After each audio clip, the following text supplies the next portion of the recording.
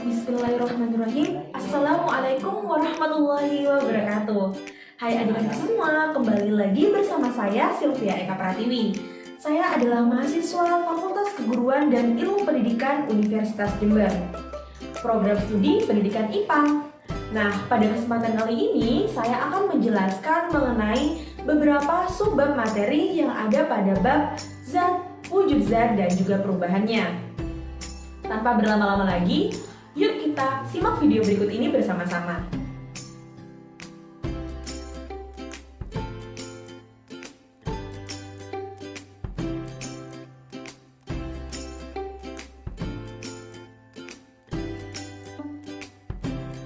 Assalamualaikum warahmatullahi wabarakatuh.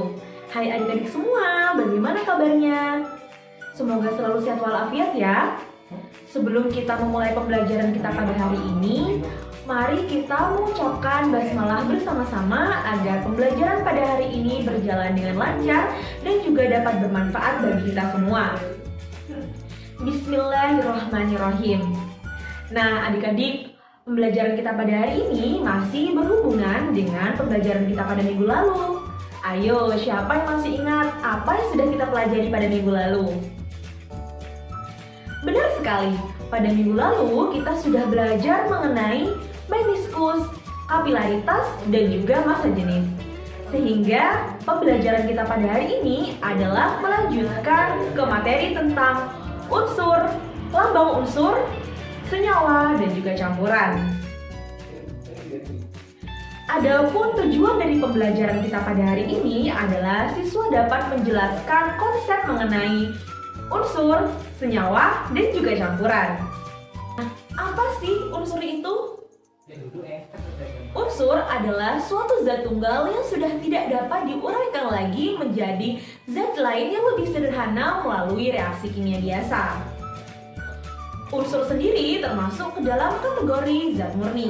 Nah, di sini sudah ada gambar tabel periodik unsur-unsur kimia, di mana hingga saat ini sudah terdapat 118 unsur yang diketahui oleh manusia, di mana 92 diantaranya merupakan unsur yang dapat ditemukan di alam, sedangkan sisanya adalah unsur-unsur buatan yang sengaja dibuat oleh manusia atau para ilmuwan di dalam laboratorium. Berdasarkan sifatnya, unsur digolongkan menjadi 3 jenis. Yang pertama adalah unsur logam, yang kedua adalah unsur metaloid, dan yang ketiga adalah unsur non-logam. Apa sih bedanya dari ketiga unsur-unsur tersebut? Yuk kita bahas satu persatu. Yang pertama adalah unsur logam. Beberapa sifat-sifat dari unsur logam adalah sebagai berikut. Yang pertama, ia mengilap. Yang kedua, ia dapat direntangkan menjadi kawat atau ditempa menjadi lempengan. Yang ketiga, ia bersifat konduktor atau penghantar panas dan listrik yang baik. Yang terakhir, pada suhu ruang, ia biasanya berwujud padat, kecuali logam-logam seperti raksa, cesium, francium, dan juga gallium yang berwujud cair. Yang kedua adalah unsur metaloid. Beberapa sifat-sifat dari unsur metaloid adalah sebagai berikut. Yang pertama, ia lebih rapuh jika dibandingkan unsur logam, namun kurang rapuh jika dibandingkan unsur non-logam. Yang kedua, ia bersifat semikonduktor. Dan yang ketiga, terdapat beberapa metaloid yang berkilauan seperti logam. Nah, adapun beberapa contoh-contoh dari unsur metaloid adalah seperti boron, silikon, germanium, arsen, dan juga antimon. Yang ketiga adalah unsur non-logam. Beberapa sifat-sifat dari unsur non-logam adalah sebagai berikut. Yang pertama, pada suhu kamar ia berwujud gas, namun ada juga yang berwujud padat dan cair. Yang kedua, ia bersifat isolator atau tidak dapat menghantarkan panas dan listrik, kecuali beberapa unsur non-logam seperti karbon yang bersifat konduktor. Yang ketiga, ia tidak mengilap. Dan yang keempat, ia tidak dapat ditepang. Beberapa contoh-contoh dari unsur non-logam adalah belerang, oksigen, nitrogen, fosforus, dan juga karbon. Nah, begitulah penjelasan mengenai unsur. Bisa dipahami kan? Jika sudah bisa dipahami, Yuk kita move on ke penjelasan tentang lambang unsur. Nah, di sini sudah ada gambar tabel periodik unsur-unsur kimia. Di mana dalam tabel ini unsur-unsur dituliskan dengan huruf atau lambang tertentu. Di mana lambang unsur satu dengan lambang unsur yang lain adalah berbeda. Nah, lantas apa sih fungsinya dari lambang unsur? Adapun fungsi dari lambang unsur adalah untuk mengetahui, membedakan, dan juga mempermudah penulisan dari unsur-unsur kimia. Nah, begitulah penjelasan mengenai lambang unsur. Bisa dipahami kan? Jika sudah bisa dipahami, yuk kita menuju penjelasan mengenai senyawa. Nah, sebelum kita masuk ke dalam penjelasan mengenai senyawa, kakak mau tanya nih, apa sih senyawa itu? Senyawa adalah suatu zat tunggal yang secara kimia masih dapat disederhanakan lagi menjadi zat-zat lain. Nah, senyawa sendiri terbentuk atas gabungan dari dua atau lebih unsur yang berbeda. Senyawa ini secara kimia masih dapat diuraikan menjadi penyusun-penyusunnya. Adapun ciri-ciri dari senyawa adalah yang pertama, ia merupakan zat tunggal. Yang kedua, ia terbentuk dari dua atau lebih jenis unsur yang berbeda jenis dengan perbandingan tertentu dan tetap. Yang ketiga, sifat senyawa adalah berbeda dengan unsur-unsur penyusunnya. Dan yang keempat, senyawa dapat diuraikan menjadi unsur-unsurnya melalui proses kimia. Nah, ayo siapa yang tahu salah satu contoh dari senyawa? Nah, ini dia. Air merupakan salah satu contoh dari senyawa, di mana air ini terbentuk atas gabungan dari unsur hidrogen dan juga unsur oksigen. Namun ternyata sifat air berbeda dengan unsur hidrogen dan juga unsur oksigen, di mana air berwujud cair sedangkan hidrogen dan juga oksigen berwujud gas.